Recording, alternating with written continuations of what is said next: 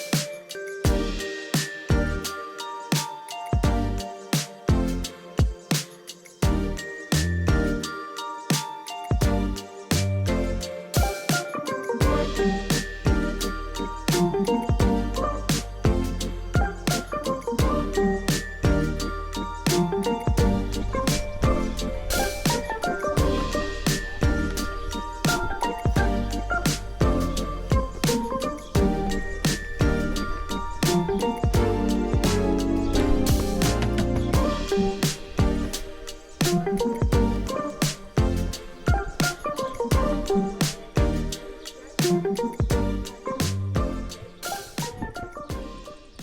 a Greek prince or like emperor, he named it Apamea on the name of his wife.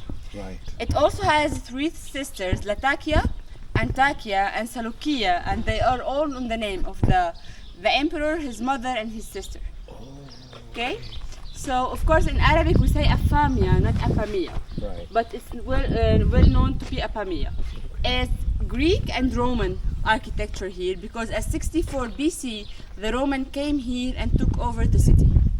Of course, during Seleucus Nicator I, it fits for 20,000 or 30,000 soldiers with 300 Indian elephants and 500 horses. So we can imagine how big it used to be. Just soldiers? No, there were Yeah, women. it was defensive. Oh, it was defensive. defensive. Then it took a more like agriculture role in the Roman and the Byzantine and Christian countries that came later. Okay, so it's mainly, as I told you, one for whatever you want. We can see a different kind of columns because it's like, as I told you, Greek, Roman, and Byzantine. So that's why in some places it could be different. We can see it's shown. It was mainly destroyed, the city, during the earthquake that happened at the 12th century. And it was destroyed totally. And from that, it was abandoned. Until, of course, Zinkiyin, which I told you about in Aleppo, who was the prince of Aleppo, came and tried to took over the city. But as you can see, it remained as it is. They didn't like build anything around it. On the sides, of course, from the first we have a big cathedral and a church, but unfortunately they are all destroyed. And as I told you, it's a little bit difficult to go to the sides. It's better to stay in this way. Of course, it's cleaned from the mines, but we never know. So it's better to stay in this way. And also at the beginning from that side, we had the Roman baths and we had the temples. Is there a theatre here as Yeah, well? actually there is a theater and we will see it when we go back. It's Okay. totally destroyed, and if the story is true, it's the biggest one. It used to be, it must be the biggest one. The Okay. biggest one in Syria. Actually, they used to say that it's in Syria or like in this region, not only Syria. Bigger than Bosra, for Yeah, example. yeah. Okay. Okay, so this is mainly, it has three philosophical schools: Neoplatonism, Posidonius, and also we have Manius. And Manius, he was mainly from Apamea, and it was a philosophical school mainly from Apamea. It was influenced, of course, by Plato. Okay, so.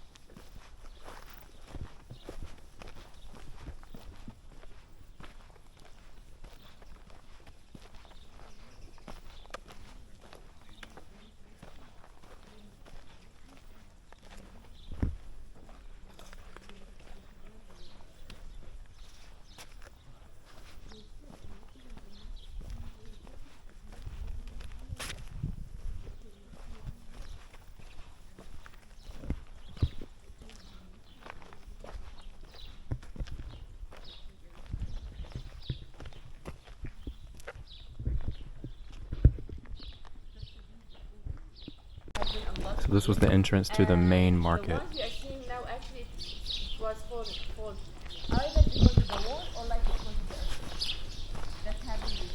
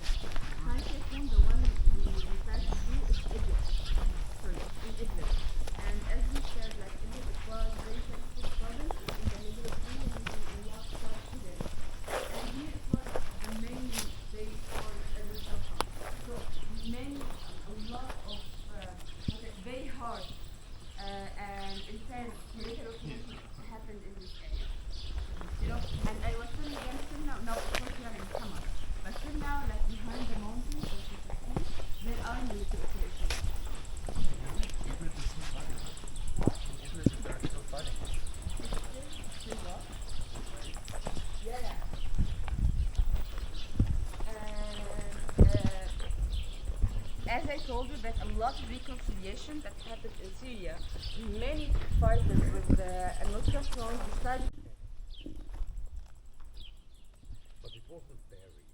No. It was always Yeah. down there. But as I told you, at the 12th century, when we have the earthquake, everything fell and it's covered now. What time?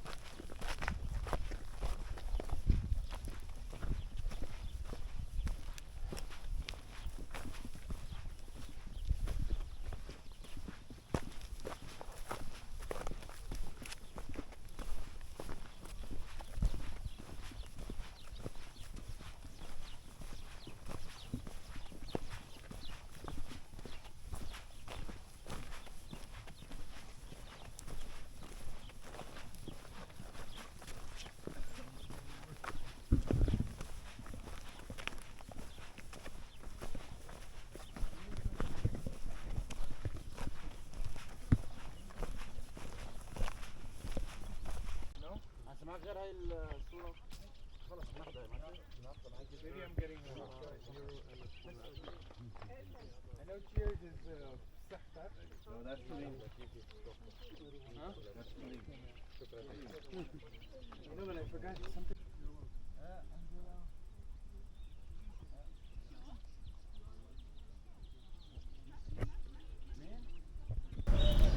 If you enjoyed this video, don't forget to hit that subscribe button down below. Helps me continue making videos just like this one.